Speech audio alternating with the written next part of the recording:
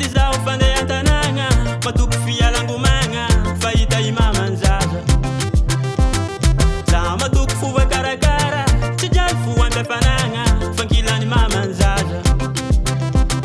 Gaga za tonga andragno tsy hita ia, tonyako namagna jiaby fa tsisy nahita. Tegna ketrika za very hevitry maro tsy hita. Zany hevitry za botrabotrika nefa nahia. Aie vadiko magnoma za ayany mbany mamanzaza. Tadiavy tsy takitra andragno ayany mbany mamanzaza.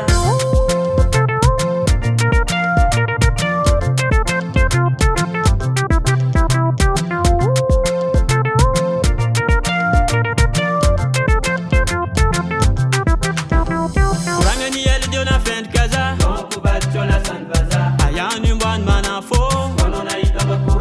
Menimeniko jiaby efa tsy tafipetraka, mitranga mantotry mipetraka, mandiniky tany mbany. Trananako maro fa izy edy valera, otragno fa izy edy folera, tsy losy tsy etany mbany.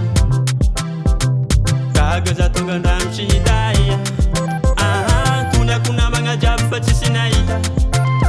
Tegna ketrika za very hevitry maro tsy hita. Zany hevitry za botrabotrika nefa nahia. Aie vadiko magnoma za ayany mbany mamanzaza. Tadiavy tsy takitra andragno ayany mbany mamanzaza.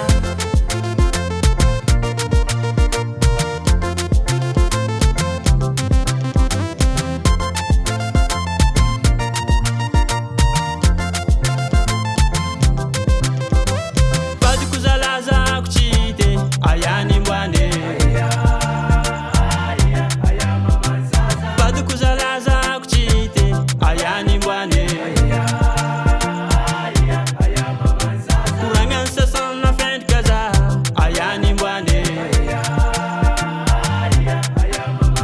Idognako vady tsy lasany vazahe ayany mbany.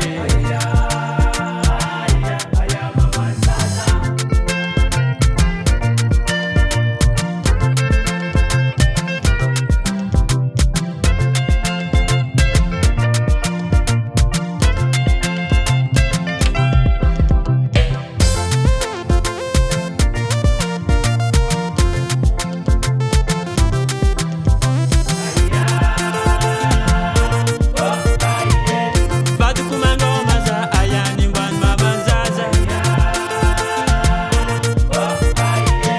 Tadiavy tsy takitra andragno ayany mbany mamanzaza.